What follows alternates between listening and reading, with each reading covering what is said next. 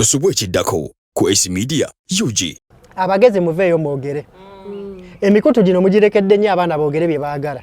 Mutandike okusomesa abaana ku nsi yaabwe okugimanya n'okujagala ebituufu. Mubajje mu Canadian Prairies mubasomesereke Victoria. Mubajje mu Canadian Wheat mubasomese coffee. Mubajje mu ebyo ebintu byonna mubasomese Mountain Renzori. N'omugaso gw'enana biki byesobola okukola. Mubalage tourism impact gyasobola okuba nayo ku Uganda. Nti abaana abasinga babajja ne bavoola abantu. Era otunulire nnyo bw'ojja ng'osembera ng'ogezezzaako okukola ebibakwatako. Tebalina nnyera abantu be batya mu maaso gaabwe awo. Nti omuntu andi wano gwentya. Omwana gwe bayita pressure 24/7. Ebintu bino tulina sooka kuddayo kutunuulira ewaabwe gye yakulira. Wali watya. Ekyokubiri bonna abamukutte basobola okuddayo okumanya. Omwana ono yakula n'abazadde be. Omwana ono yakula ne taata we. Era bw'aba yakula ne taata we yakula amugamba ki? Okitegeera. Bw'aba yakula ne maama we yakula amugamba ki?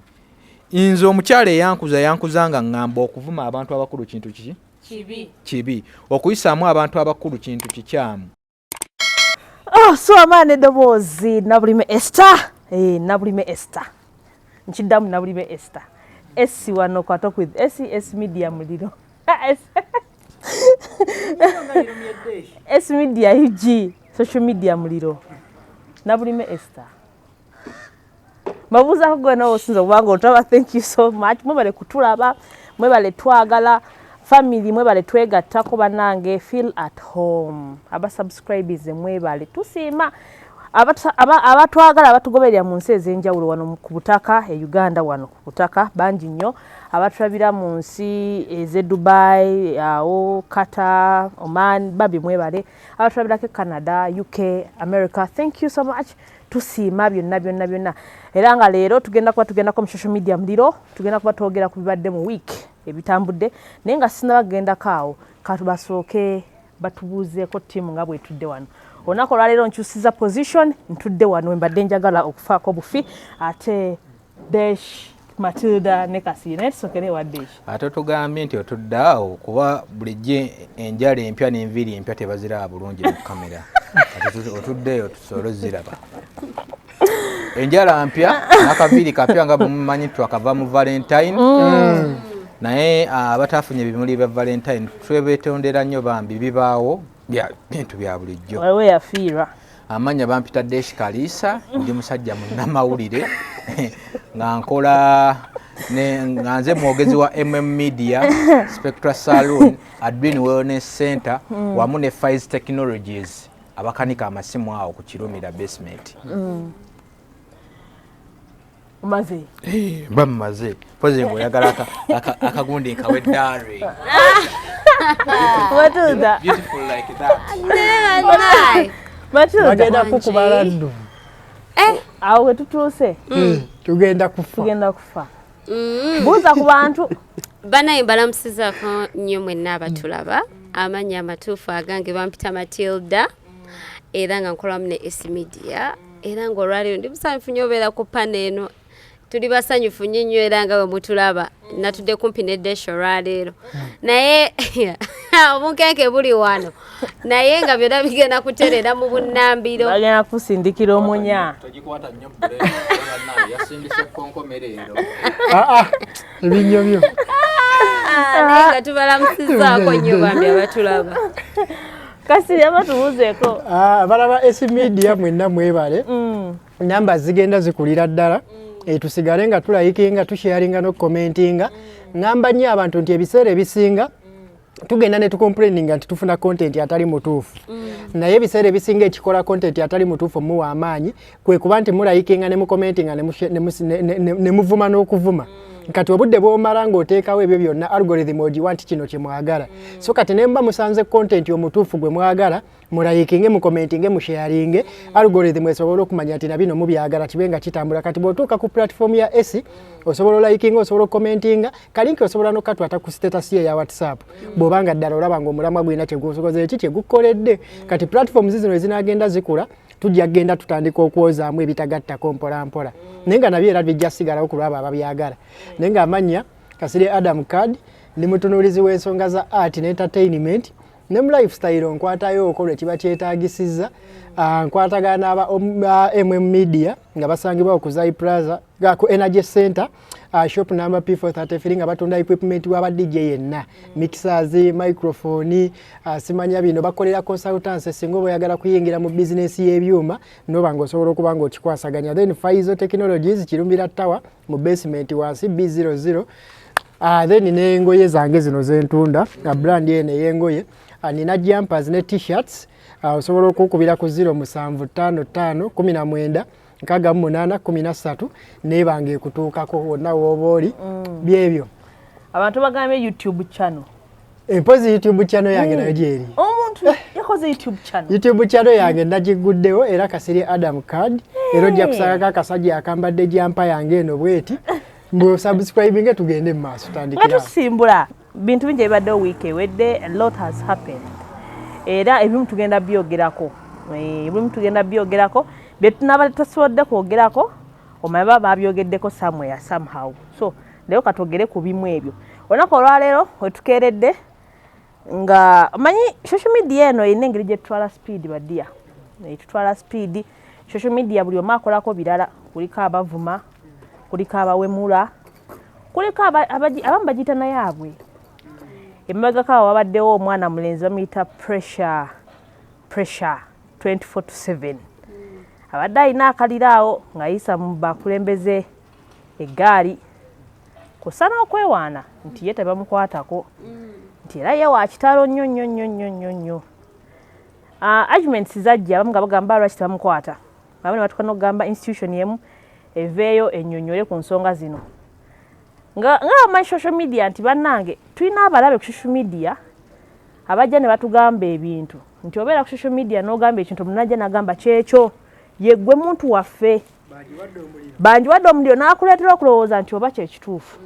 kati abo kwe bali bangi omwana oyo okubaddeko abaana babadde batuwa omuliro mungi nnyo naye obukeeredde olwaleero nga pressure 24/7 bamukoze eki bamusibye era bwe bamusibye ebintu bingi fulfiga muliddeko awo ng'ayogera simanyi yasuze na lufeenya simanye emigga egimu gyakutte ttaka ebintu bingi nnyo byempulidde byenjogera bannange nze siwaayiriza emiggo baakubye omuntu emiggo era ne bagamba maama we gwe banoonya naye atunnyonnyole omwana ono baddi nga kaayanira entebe nga babadde agikaayanira awo no wengenda okusinziira tugenda kudisikasinga kweno ensonga kubanga kyenkakasa nti ffenna abali wano tukozesa social media era ffenna emu ku social media gyetusinga okukozesa TikTok of which ensonga gye twogerako ebadde nnyo ku TikTok so olunaku olwaleero ngenda kusookere wamwami kasirye embeera eyo wagirabye otya ye embeera eyo weetuuse etuteekawo ng'eggwanga tulina kweteekateeka tutya leero mbaddeko ne gwenjogedde naye mu nsonyiwemu ogende nnyo ne mugamba abantu balabanga ensonga eyabadde entono naye ensonga esobola okufuuka ekyala n'ogenda okulaba nga olutalo lubaluseewo just because of mere words abamu nga tebakisobola kubeera serious but it's a serious case yes so Mr. Kasirye Adam omutunuulizi w'ensonga za art ne entertainment tutandikiddewo tunnyonnyole Nelson Mandela alina statement gye yakola n'agamba abagezigezi bwe balisirika abasiru balifuga ensi eno kati abagezi baggwanga lino basirise nnyo sibanenya abamu bantu bakulu balina famire zaabwe balina ebyokufiirwa balina ebyokuprotectinga bingi so tebajja wano naye njagala otwala omukisa guno obategeeza bye muyina ebyokufiirwa bye muyina ebyokuprotectinga tebigenda beera protected ng'eggwanga lirimu obutabanguko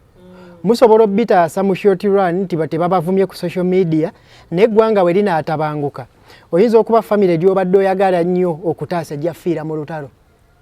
oyinza okuba omulimu gw'obadde oyagala obutafiirwa gujja kudobonkana mu lutalo oyinza okuba ebyo ebizimbe ne bizinesi z'olina z'otaasa obutoogera zijja kudobonkana mu lutalo singa munaaleka abasiru bakulemberemu babe nga beeboogera nga musirise ekireese obuzibu abantu information bagijja kwaba abasiru aboogera kuba abagezi baasirika ate omusiru asobola okwogera without facts era n'abamugoberera ne batachekinga facts naye ekifuula omusiru ow'amaanyi kwe kubeera consistent mu kusharinga obusiru bwe waliwo amaanyi ag'enjawulo agali mu kigambo consistency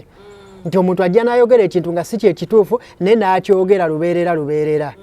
education system yaffe ndobonkamu tesomesa bantu kwerowooleza ebasomesa kuraminga kati kyova olaba oli bw'akiwulira ng'era omusomesa bwe yakimugamba nga talina kukkirizibwa kwerowooleza akitwala butwazi naye ajja kitwala bwe kimala ebbanga nga azze akyogera nga teri amugambako era amaliriza awumbyewumbe n'aga kino kyekituufu olaba gundi tebamugambyeko ng'akyogera nange nja kikola ki nja kikola lwaki ngamba abagezi baveeyo boogere ebigenda mu maaso tebitandise leero tebitandise ku mulembe gwa Museveni ali mu kupuleyinga mu kaadi z'abazungu z'atamanyi abazungu baazuula dda Uganda nti kyabugagga kyamaanyi ne bagiteeka mu strategic plan zaayo kubanga baamala emyaka 2 nga banoonya source of the Nile ne bagisanga e Uganda ng'era yakugamba gwe bakugamba yagivumbula John Speak yagivumbula mu 1962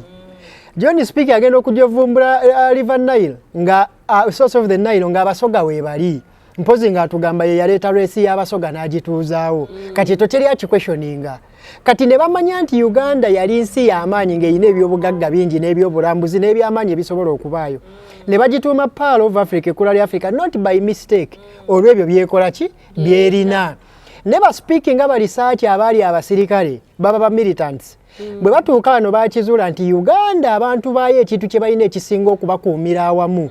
batya nnyo bakabaka baabwe ne ba chief bwe baddayo ne bazzaayo lipooti eno bali ne bamanya nti kati osobola bamenya otya abo ne batusindikira ba missionaries ba missionary ne bajja n'ekitabo kye bayita Holy Bible nga mu kitabo kino boogera ku gwe bayita the King of Kings ekitabo kino bw'okisoma ne bakuyigiriza ne bakusomesa mu nzikiriza eyo otuuka n'omanya nti wadde nnina kabaka naye ate neeweyo kabaka w'abakabaka twali kugezaako kutandika kutunafuya sigamba nti ekitabo kino ebikirimu byonna bibi naye era kikozesebwa mu bubi era mulabyeko n'abasumba bammwe abakikozesa mu bubi asomako layini emugasa ebisigadde n'abireka oli n'akwata Kuruhan n'ajjamu layini emugasa ebisigadde n'abireka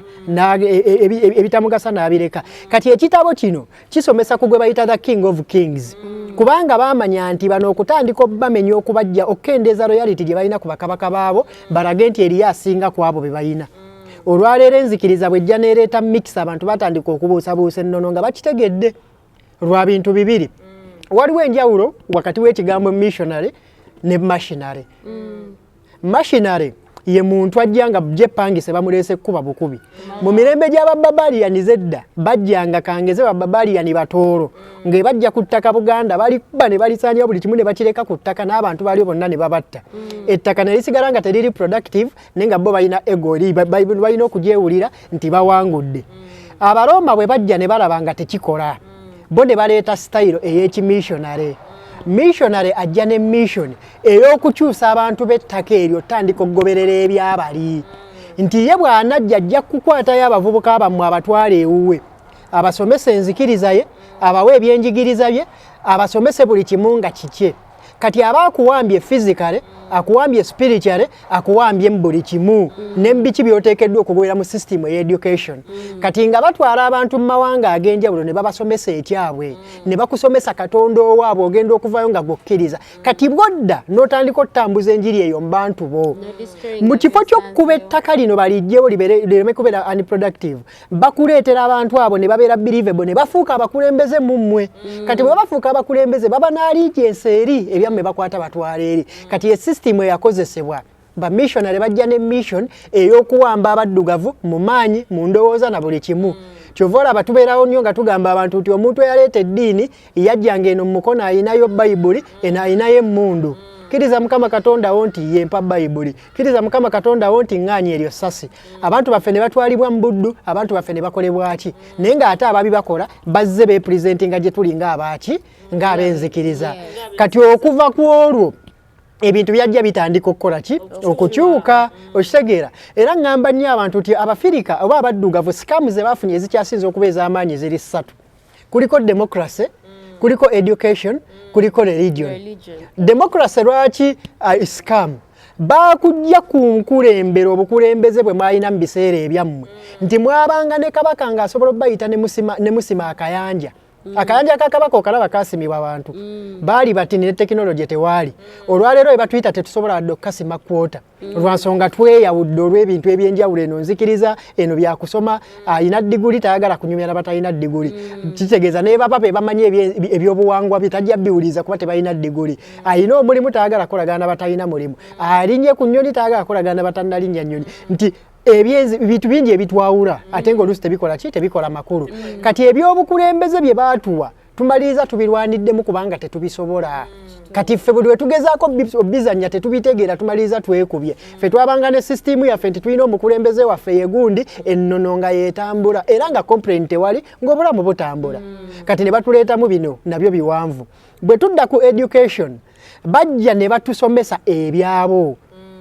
nti olwaleero kankubuulire tulina kye bayita source of the Nile omuggo ogwo gutambula paka mu Egypt Egypt ekola biliyoni 5 eza dola buli mwaka ku mugga Nile ife abalina source tetuzikola okitegeera lwaki omwana mu kifo ky'okumusomesa lwaki Nile ya mugasa ateekeddwa okugifaako n'okumanya ebigivaamu aconcentratize ku Canadian prairies asoma Canadian wheat nga tamanyi oba anaafuna ne passport kati kitegeeza tagenda ku appreciating Uganda kuba tagimanyi tuyina Lake Victoria yokka esobola okukozesebwa ebintu bingi mu tourism transport ne fishing singa eba ekwatiddwa bulungi yo kennyini esobola okubeera hub esobola okuggusa Uganda kyembadde sibagambye wali biliyoni 5 Egypt zeekola ku Nile zitranslating mu ze Uganda olabe ziri mmeka bw'omala okulaba eze Uganda ziri mmeka okebere current budget yaffe ogenda kwekanga budget yaffe n'okusingawo Egypt egikola ku mugga Kiyira tukaaba obwavu mu ggwanga lino Victoria tonnagikwatako tonnakwata ku Mountain Renzol nabadde ngerako okunoonyereza n'ensanga omusajja gwe bayita Amos Wakesa ng'agamba Uganda yaliko ey'amaanyi mu byobulambuzi paka mu 71 era ye yali tourist hub mu Eastern Central Africa era mu 71 bannayuganda abaava wano ne bagenda e Kenya be bazimba tourism industry ya Kenya kwe yeeyagalira kati naawe ekyokulabirako n'agamba omusajja yali akola ku NBS Marcus taata we y'omu ku abo okitegeera kitegeeza gwoba owakanya bino sooka onoonye Marcus kuba bagayi yakulira Kenya taata we yali omu ku abo abantu kati ne batambula ne bakola ki ne bagenda eri abakulembeze ng'Obote wano baali bategeera amaanyi agali mu byobulambuzi era bakugamba nti yasaasaanyanga miliyoni $1 buli mwaka okulanga Uganda mu Germany kitegeeza miliyoni $1 ebiseera ebyo kati eringa mu miliyoni $10 yali ategedde n'akwata ne ssente okusaasaanya mu bintu ebirala ekyatufuulanga ab'amaanyi ejjinja waalingayo training school esomesa abantu mu hospitality era ne wabawo ne kye bayita Uganda hotels nga yebanga abantu gye bagenda ne bakolera internship ne bakuguka ebyo byonna tebikyakola tebikyaliwo tebabikusomesa wabula bali consistent mu kusomesa ati Canadian prairies kati abaana batandika okuluzinga appreciation y'ekyabwe nga baadaputinga kiri kubanga babalaze kyekiri cool bwajja ku ssomero n'ayogera Oluganda n'omukuba nti wa speaking vernacular bw'ayogera Oluzungu n'omugamba awo okitegeera batandika okutta kitandika kufa mpola kati abaana be batuukira nga bakifunyemu we basobola okikubira ne baba nga basobola okikola ki tebakomawo ne bajja bakuleetera communications platforms nti social media na biki algorithm yazo nga togifuga ne bakuwa algorithm ewammwe ng'eri waadinga bazina bakola ki bawemula bakola bitagattako ewaabo ng'eri waadinga bayinginiya baddokita na baani era ng'osanga abantu aboogera ebyesa stock market na biki nga bali waggulu kati ng'ewammwe osanga baddansa na baki be b'amaanyi omwana akula akimanyi nti okubeera owakabi olina kubeera ki olina kuba dansa tosina kubeera munoonyereza tolina kuba researcher tolina kuba anthropologist you have to be a dancer olina kubeera influencer nga bye biflexinga so we are flexing on that wrong side kati bwe tutuuka mu ati waffe naye ne bamuwesternizinga nnyo ennyimba tezikyayogera ku byano tezibuulira asima akadongo kamu biki bajja batandika okutta kalikyayo na identity yoki mpola kati kali kyezeefa kuviira ddala awo tugenda otuuka wano mu ba pressure bakuba kiwedde kati lwansonga abantu tebamanyi weera kyovola babofunye omukisa n'obagamba ku bino batandika okubitegera n'ofuna appreciation ne bakola ki ne bakomawo yensonga lwaki ngamba eddagala lya kino abagezi baddemu boogere nga teboogera for numbers teboogera for money teboogera for ki baagala okusharinga information abaana bakimanye nti muli mu kuwaba naye yabateerawo omusingi kwe muwabira abaagala wano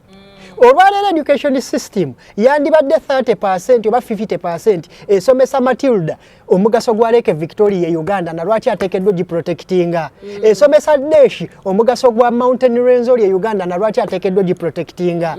omusajja yakoze analysis n'agamba Masai Mara Kenya National Park antini naye ina rooms ez'aba tourist mwe basula 10,000 mu Masai Mara mokka ereeta abalambuzi ndowooza emitwalo nga 3 mwegi buli mwaka Uganda ng'ogasa game park ne animal reserves zonna ze tuyina teziwera na rooms 1,500 kitegeeza we are missing out on a lot Uganda intention tetaddemu ssente kutunda ggwanga lyayo kubanga n'abakulembeze tebamanyi kye tulina oba bakimanyi naye nga tebakitegeera Uganda ng'etandise okumaketinga ebintu bino mu bbanga ttini n'emyaka 10 giyinza obutawera nga tugenze mu middle income state naye abagirimu tebabimanyi abaana basomesa Canadian wheat obasomesa biti bamanyi ekiflexinga baana bameka abamanyi wano omugaso ne ssente Lake Victoria zesobola okukola baana ameka abamanyi Mountain Renzori kyesobola okukola kati bokwata n'obateeka mu ministry ya tourism nga neggwanga tebalikola ki tebamanyi they don't know what to say bamaliza baflexingira mu hotelo na biki kitegeeza buli woolanga eggwanga abalambuzi ne bawera tourism agenda kula ezo rooms 1,500 ezitawera na kuwera zijja ziba buli we ziwera abantu beeyongera ofuna emirimu ki mu ddudde lyesaawo kakati ffe batufokasingisa ku bintu bikyamu saba nnyo soma nnyo kola nnyo bwoti ebyobufuzi mubiwogganireko nnyo ebyenkulaakulana mubyogereko kitini kati n'oba n'abakulembeze nga babuyabuya tebamanyi nabo kigenda mu maaso otunuulira house number teyina lwekera ne discussinga business gundi ali eno gundi ali eri gundi ali wali ekira nayogera alaga challenge gye tuyina lwaki democracy atusumbuwa nnyo tukola ebbanga ttini tourism industry ya Uganda ekola emyaka 2 kitundu mu kaseera nga tuli mbyakulonda tewaba business n'omwaka mulamba after ebyokulonda tewaba business tuba mu kulwana we are not ready for democracy kubanga tetusobola namutegeera mutambulirako yensonga lwaki nabagamba nsinze kyenzikiriza njagala omukulembeze nga dikiteeta ng'ebintu bya bisala obusazi laga tugenda kola kino tugenda kola kiri boyimirira mu kkubo lye emboko nevuga kuba buli kimu ekitwetaagisa tutwala we tulaga kikola ki weekiri so nze nga maliriza ku nsonga eno njagala okubagamba ekintu kimu abagezi muveeyo mwogere emikutu gino mugirekedde nnyo abaana boogere bye baagala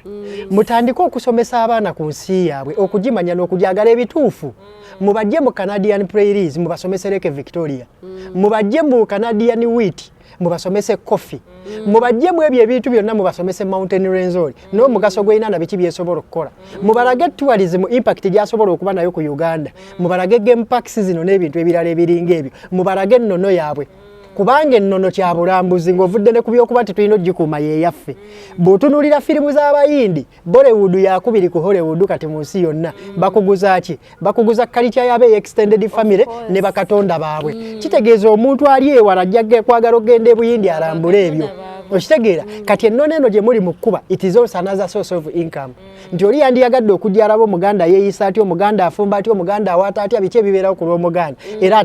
okutambula ng'omuganda kitegeeza ki era akikola atya ennono tuba tugenda gitradinga mwenna abakkiriza mu Katonda njagala mumbuulire Katonda tayakola nsobi okutonda omufirika ng'ali eno n'amuwa n'enzikiriza eyiye okutonda omu Asia ng'ali eri n'amuwa n'enzikiriza eyiye n'okutonda n'omuzungu ng'ali eri n'amuwa enzikiriza eyiye yakimanya nti abantu bano mu nkolagana ono ajja kwegombanga okujja okulambulako ekiri eno awe kwono ssente naawe weegomba okgenda ku Dubai olaba eddungu obawe ku ssente naye kati ffe tutandise otema ebibira entobazi tuzikuba buli kimu tukyonoona naffe tufuuke eddungu kitegeeza ki omuntu eyandibadde ava mu ddungu e Dubai okujjako e Uganda mu green ajja kuba teyeetaaga kujja kuba tolina ky'oyina agende wala gye babipreservinze wabula bw'okuuma ky'oyina n'okimpuruvinga n'olina akuuma ky'alina n'akimpuruvinga bw'olanga ekikyo ayina ensonga lwaki ajja eno naawe olina ensonga lwaki ogenda eri ffe tusinga embeera y'obudde ennungi ffe tusinga emmere ennungi ffe tusinga ettaka eddungi ffe tusinga abantu abaaniriza ebyo byonna biffe balinga tourism ffe tusinga cultures ennyingi nti omuntu asobola okujja ano nga azze kulambula na ku understandinga cultures eza Uganda zokka naspendinga sente mu economy yaffe tuba tukola n'ebyo byonna tubisiriikiridde tuli mu kubitta kubanga abagezi baasirika omuntu ali omu yekka gwendabyeko consistently ng'agezaako sindika ekintu ekyo Amos Wakesa abasigadde basirise kitegeeza tuteekeddwa okuzuukuka tusomesa abaana ku ki ekitegeeza okuba Munnayuganda ki ekitegeeza okuba Omuganda ki ekitegeeza okuba Omusoga ki ekitegeeza okuba Omukyoli na kiki ekisobola okuyamba eggwanga lino genda mu maaso awatali ekyo kate generation eddako egenda kuba mbi nnyo tukyagenda maaso kasi yatunyonyodde omukazi awulire point zibadde ntufunye ezo ogenda kutuula wano ogenda kutuula awo ntuulaawo yasako mu supplement omusajja byabadde yogera mbadde attentive nga ninga ali mu kibiina wamma awulidde omuntu Matilda tubuulire ku nsonga eyo ojogerako ki nze I'm sorry ensonga eyo nze kyeninza ojjogerako ekisookera ddala ngenda kusiima byonna Kasiri byayogedde kuba byonna bituufu okuva ku byonna byonna gye byatandikira nti omuzungu okujja wano eno eyasooka byonna okukola ki okubyonoona nti kye basinga okukola like of course religion is good okitaba naye kati religion engeri gye bagisomesaamu abantu it has made people to demonize our culture okitegeera nti culture yaffe abantu bagifuddeyo amasitaani nti bakwata ne bakwata nti omuntu we bakusanga for instance ebintu byonna byonna byolaba mu buwangwa okitegeera biri mu our ancestors bajjajja baffe bali abakola ki abaasookawo ate nga bajjajjaffe abo baayogeranga nga bayita mu bantu abeki ab'enjawulo be baalondanga nti gwe tujja kwogereranga kwono oba okitegeera kaakati abazungu baleeta engeri gye babeerangamu bo mu nsi yaabwe baleeta culture yaabwe wano eno ffe gye tulabanga Christianity and those other things which of course zirimu ebirungi byazo naye ate ebibi byazo bimpactinze originality yaffe ffe nga abaddugavu okitegeera nti bo baleeta ekyabwe nga Kasiri bw'abadde annyonnyola naye nga bw'ogenda n'okyetegeeza n'okitunuulira bulungi olabira ddala nga kyajja kusaanyaawo buli kimu oba okiraba kubanga bo bagenda ne batutunulira ffe nga abaddugavu nga twali bantu b'amaanyi ate nga twalina abagezi ate nga abagezi baffe twabawulirizanga nnyo kubanga ffe mu African tradition bayigiriza nnyo omwana okuwulira amusingako nti woba mwana muto olina okuwuliriza nnyo baabawo baaba alina owuliriza nnyo muzadde alina okitegeera muzaddewo alina owuliriza nnyo bajjajjaabe mpaka ne ku baafa oba okitegeera naye nti kati bo banene we bajja they demonized everything okitegeera kati gye kijja omuntu nga pressure 24/7 okutuula ku internet n'akwata essimu ye n'eddata we yenna n'avuma n'avoola n'ayisa amaaso n'akola buli kimu kyayogedde kikola ki kyawulira mu muntu omu ate si omukulu obukulu wabula arepresentinga culture yaffe oba okitegeera kubanga bayita Abaganda tebasikaayo omuntu yenna ng'olina erinnya lyo ery'Abaganda omuntu asookerwako okubeera recognized abeera kabaka waffe oba okitegeera no I'm just giving an example when we look into presentation nga tujjeyo ba culturalists nti ani representing a culture eno tebasikaayo senga tebasikaayo jjajja basikayo gwe mwalonda nti ono omukulembeze waffe ate nga mu Buganda ffe abeera ani kabaka oba okitegeera kati omuntu bw'abanga asobola okubeera nga si kabaka yekka nti oba okuba nkikoseza nga example naye nga abantu bangi nnyo be bayisizaamu amaaso in that picture atabadde only the king of Buganda but also so many other people ababadde nga bayiswamu ki amaaso ate nga bwe weetegereza nnyo okuyisaamu amaaso era kuddeyo n'ewaka eno gye tukuzibwa nti abaana abasinga babajja ne bavoola abantu era otunulire nnyo bw'ojja ng'osembera ng'ogezezaako okukola ebibakwatako tebalina nnyo era bantu be batya mu maaso gaabwe awo nti omuntu andi wano gwentya oba okitegeera kuba kati nze nga Matilda nze ntannyo taata wange okitegeera mbeerawo ne ŋŋamba naye daddi wange nampulira nga njogera agantunga gano oba okiraba kati abaana babasinga tebalina bantu bakola ki babalinaanye lwa nsonga when modernization came bagenda ne bakwata jjukira ffe mu Africa twabeerangawo nti taata abeera ne famire ze oba nnyo oba ttaano naye nga zonna taata okitegeera kati modernization bwe yajja ne wajjawo embeera yogamba nti they are cheating on me omusajja yanyenzeeko n'akola famire ki endala era ne yejjamu eyo famire ne neglectinga abamu ne ba ending up nga ba single mothers ne beekuliza bokka baki abaana abo ne babajjako ekifaananyi ky'abataata baabwe oba okitegeera ate nga taata factor nnene nnyo mu kukuza omwana. When you take time to look back into their background as they are being raised, there is a missing piece in their upbringing. Oba okiraba bulungi nnyo. Nze nagenze n'endaba kwegamba values zo nga zo zaasaana wodda. Nga otunulidde ne ku bakulembeze bano bwe tubina nabo ba politicians. Waneno Esther twakyogerako. Ne kugamba nti no politician toyinza kujja n'oconvincinga nti obeera oli mutuufu okubanga oyimirira mu kifo ekyo. Naye nga ggwe kennyini gwasiga okuvuma n'obukyayi mu bantu.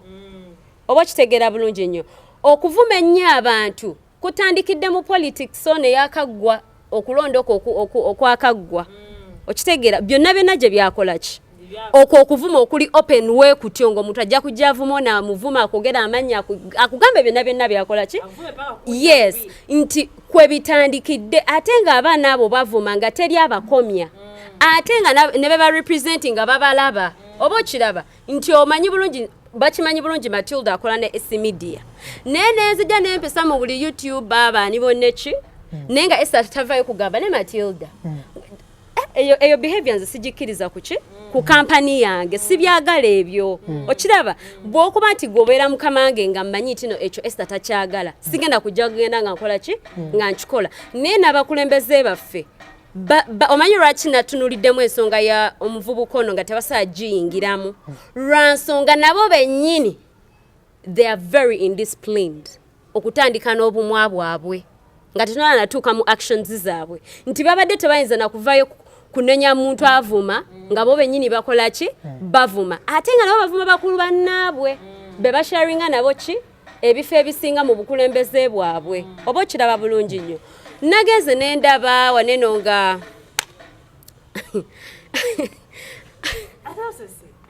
like okay byabadde very funny kubanga abantu abenjawulo buli omu yavuddeyo nga alina kyakola ki? Kyayogera. Ono ng'agamba oli ng'ayogera. N'esooka nalabye Tamale Mirundi Junior ng'avuddeyo ng'agamba omwana ono afuma atya akola atya naye nga just months ago ndowooza kyabadde naguno mwaka was it yes kakati ngandaba nga ali mu kunenya omwana ono yabadde akola ki? Avoola omuntu omukulu naye nga naye kaseera katono nnyo emabega yali avoola ki? Omuntu omukulu atali stranger atali ani omuzadde we. Oba kitegera kyenkugamba nti omuzadde we gwe yaliwoko ng'akola bwati kakati bwe yazze ng'anenya munne naye ngamba naye lindako katono kakati kiki kino kye tuliko ng'olaba biri confusing nti omuntu contradictinga. Okitegeera obeera mu system yo ate system yo yennyini neekola ki? Neekukuba neekuddira kati ate gwe kennyini n'ogiyitaba ate ng'oyagala ate okuwabula. What kind of example are you trying to let for others? Nga Kasee wabadde annyonnyola nti abagezi baakola ki? Baasirika abasiru ne bajja ne bakola ki? I'm sorry sagala yenna alaba kinene kintu taking offense but kyekigambo ekituufu ekyokukozesa nti abantu abasiru abatalowooza nnyo abatafa nnyo ku repercussions z'ebintu abatalina kye bafiirwa ate nga tafa nnyo na kino kyenjogera kigenda kunviiramu ki oba abalala ngenda funamu birungi ngenda funamu bibi ki byengenda okufunamu oba okitegeera ffe we twakuzibwa esi nga twakulaba tubuulira engero era ng'omanyi bulungi bagamba mwana gwo olugero lwa Nsangi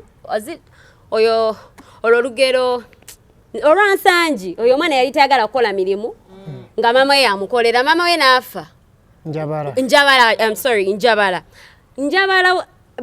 kakati abaana b'ennaku zino eno tebakyalina babagamba stories z'abaani z'abanjabala abazadde ennaku zo tuli nnyo abaana balina okusoma okitegeera naye nga basoma ebintu ebiri foreign. Nze waliwo ebintu nnyo bingi nnyo bye nasoma mu geography ne kasaawa ya kaakati tebiina kye binnyambye. Oba kitegeera obadde oyogera ku ebyo by'Abacanadians ezo ensozi zi Alps zaani ne bonkwata n'ontwala ensozi ezo gye zisangibwa sinza za identifyinga nti ekyo kyekino. Oba kitegeera meaning they were really not useful. Oba kitegeera nti they were just trying to cover the situation that we have here that we should concentrate on tudde nnyo ku byabali.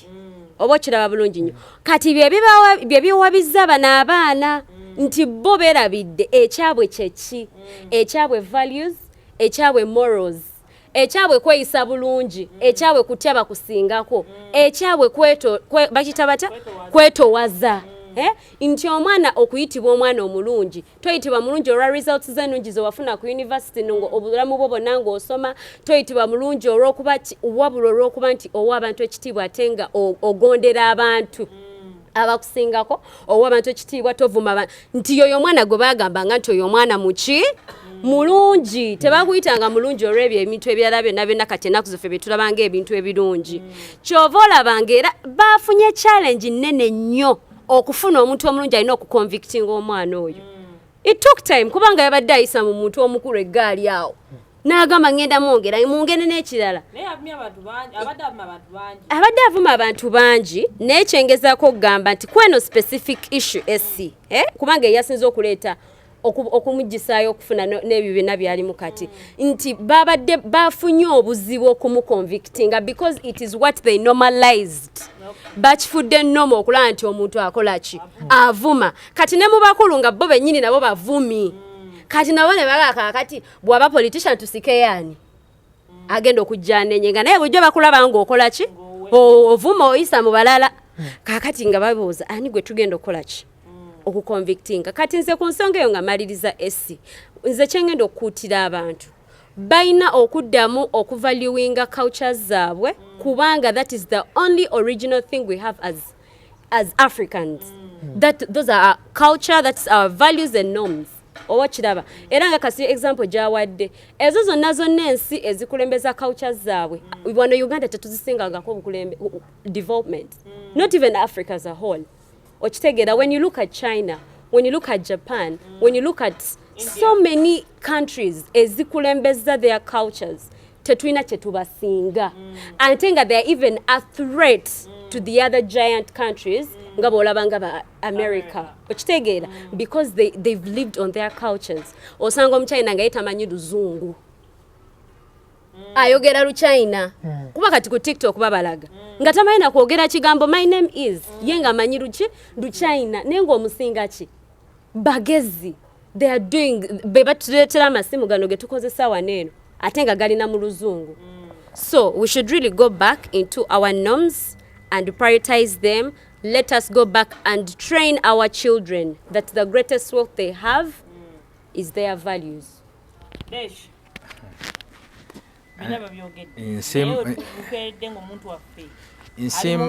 Nsimanyi aboogedde nsimanyi Kasiri Adam Kadi ensonga gyayogeddeko ne Matilda. Omanyi waliwo vasi mu Bible egamba suula omugo yonoone ki? Omwana. Ne wabaawo ekirala ekigamba nti charity begins at home. Bwe buziba nga charity begins at home n'empisa embi zitandikira wa? Waka mu family. Okwongereza ku bantu abalala beboogedde. Omwana gwe bayita pressure 24/7 ebintu bino tulina sooka kuddayo kutunuulira ewaabwe gye yakulira wali watya ekyokubiri bonna abaamukutte basobola okuddayo okumanya omwana ono yakula n'abazadde be omwana ono yakula ne taata we era bw'aba yakula ne taata we yakula amugamba ki okitegeera bw'aba yakula ne maama we yakula amugamba ki nze omukyala eyankuza nga ngamba okuvuma abantu abakulu kintu kibi okuyisaamu abantu abakulu kintu kikyamu nze waffe mu Ndeeba we nakulira wali eri ekabowa nga n'okusanga obusanzi ng'ofulumiza ekigambo maaza zibamba okwo maaza mu Luganda olutuufu zibamba okwo baba bakuteeka ku mbooko oba togenda kulya mmere okitegeera naye kaakati omwana pressure ayimiridde ku social media n'avuma abantu tugenda sooka tuddeyo tulabe bazadde bo nga bo be yakula nabo baali mu condition ki abantu bano ebiseera ebisinga tujja ne tubanenya ne tuboogerako bati abantu bano baba ne trauma gye baakula naye ewaka maama yali muvumi nga avuma akatale konna n'akateeka wali otegeera taata yali muvumi nga awemula ekyalo kyonna n'akiteeka wali okitegeera omwana bw'akula agenda kukola ki omwana bw'akula agenda tutandikira ku luzzi nga bw'agenda ku luzzi bw'asanga abantu nga batudde awo bali mu kusena amazzi nga tugoberera procedures nti ono yasooka ono yaddako ye agenda bayisa agenda omugambako agenda musimbuliza oluyi amwongerezeeko n'ogugamba ogunene okitegeera kati ng'agupakize ng'ekirabo kya valentine oyo omwana tomusuubira kukula afunemu akasimu agule ne data ajje mu nsi mwasanze abantu nga okuwemula kiri free oleze tutawemule ate nga wemulina ababa wa sente nti nvumira okitegeera nti omwana yenna kyeyakuliramu ewaka kya expressing mbukulu bakasiri aboogera ensonga za art ne industry bakula balaba bataata baabwe bayogeranga ku bintu by'ennono okitegeera essaawa zino ye najja n'agamba ngenda kukyusa sigenda kwogera ku byannono bajjajja bange bye bayogerako kanjogere ku nsonga za art omwana yenna agenda otuula ku YouTube channel agamba abantu bannaayo okuvuma abantu kikyamu yewaabwe gye yakulira mu family mwe yakulira bakula bamulaga nti okuyisaamu abantu abakulu kikyamu nti omuntu bw'akyala oyina okufukamira omubuuze oba oli mulenzi oba oli muki muwala omuntu omukulu bafukamirako oba okkakkanako n'okola ki n'omubuuza kaakati abaana nga ba pressure bw'ogenda osanga nga akopya ennono z'abazungu asanga omuntu omukulu amusinga emyaka amugambe hi hello okitegeera ekintu kino kyonna kiddayo ku nsonga omwana ono gye yakulira abazadde bamukuza mu mbeera ki abazadde baba bamukuza mu mbeera nga maama we amuleka ku muzigo n'agenda anoonye ssente akomewo alabirire omwana ono ku muzigo ng'agenda sangako abeevuma nga beewemula ekyo kyagenda otuteeka mu mutwe ne bwakula aba akola ki kyova olaba omwana omuto we bamuzaala asobola okumanya nti ono maama wange ono si maama wange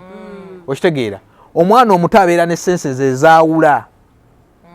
okitegeera ne bw'aba ng'akyali mu lubuto asobola okumanya taata we yamuteekamu okitegeera kati omwana nga pressure n'abalala abagwa mu ttuluba eryo bwe mulaba abakola ebintu bino essaawa zino eno biri mu kureflectinga background za family gye bakulira okitegeera nti ewaffe twakulira ku muzigo twakula bamange n'abantu benakula nabo bakulanga bawemula nga mamange bamupangisa okuvuma abantu ku kyalo kyagenda okukola ki era temwewuunya nnyo nga si yoyo gwe tukomyeko nga n'abalala tujja kujja no tumudisikasinge okitegeera kubanga kyekintu kyekikola ki kyekikola kati kankubuulire taata singa aba ayimirira ku TV n'avuma abantu olowooza omwana aba agenda kukola ki era omwana ajja ayimiriranga akole ki atuyisengamu eggaali kaakati pressure abamukutte tweyanziza mwebale mukwata naye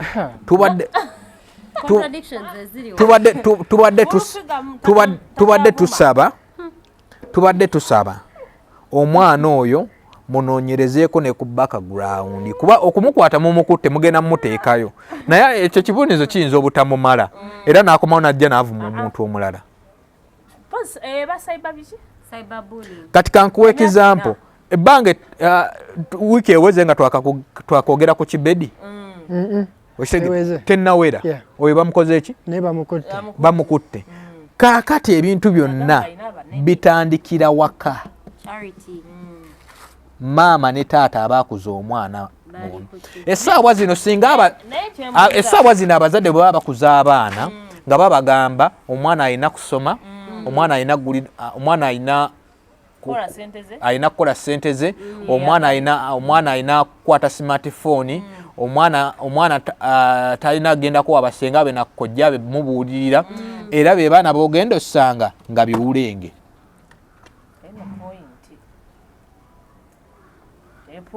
be baana b'ogenda osanga leero nga be babonyaabonya ensi omwana bamulete mu kampani bamugambe yogera ku kino abagambe I think we can forward this point to Kasiri Adam Card okitegeera kati beba abaana betuyina ennaku zino bazadde baffe ennaku zino ye bwakeera ku makya n'ateekawo ez'akameeza nakola ki nakebera ku mwana we ng'agenda tafuddeyo mwana ono mukwata mutwala mu bajjajjaabe basengaabe oba bakojjaabe babeeko ebintu bye bamugamba tafuddeyo gamba maama wa mwana ono nti owaayo omwana tulina omutendeka empisa z'ewaka n'okubuuza abantu okitegera nali ndaba interview emu nga ndaba omwami gwe bayita Andrew Kyamagero ng'ayogera engeri gy'ayisaamu abaana be okitegeera ng'olabira ddala y'omusajja Omuganda eyakuzibwa atendesa abaana kalica n'ennono nga bw'erina okutambula kati ba pressure ebyo tebaabifuna mama ayinza okuba yakeeranga mukazi wattu n'agenda anoonye ssente ne taata we kyekimu ne bakomawo ne bamusanga mu buliri nga yeebase nga n'oluusi tanaabye nakunaaba okitegeera ng'amaze okukuŋŋaanya ebivumo by'oku kyalo byonna apulakitisingira kyagenda okubeera mu bukulu afunye kyasazze asanze omutimbagano nti tekuli rules and regulations nina kwetunuzaamu ssimu kuwa buli ansala mu maaso nti oyo alinga kino oyo alinga kino oyo alinga kino oyo omwana tomusuubira kuzaala mwana aleke butakola kintu taatawe kyabadde akola tasobola kubeera omwana agenda kisika mu musaayi era omwana ajja kujjanga awemula ekyalo kino okuva kuno paka eri kyekiri kase ekyakugambye nti generation egenda okuddako bwe tutagiyamba kati egenda kuba mbi nnyo n'okusingako ne kuffe wakati ffe ennaku zino okuvaamu ekigambo mother kintu kyangu nnyo kimu bibiri kalya nnyoko okitegeera nati nkuwa incidence y'aba pressure kati najja n'asanga nti algorithm gye tulina yanjawulo nnyo ku nsi endala bw'obikkula nene ebintu by'osooka okulabako osangako bazina osangako bawemula tolisangako awaata mmere algorithm era nga ogambye gundi eyiye buli kivumu abadde afuna 40k views okitegeera nti nojja ng'ensi yaffe ebintu byesinga okwagala byakuwemula na kuvuma na ntalo kuyomba era ewantu ewali entalo nagamba neno esi views zibeera waggulu nali streaminga embozi kuzimu ze bakolako n'omwana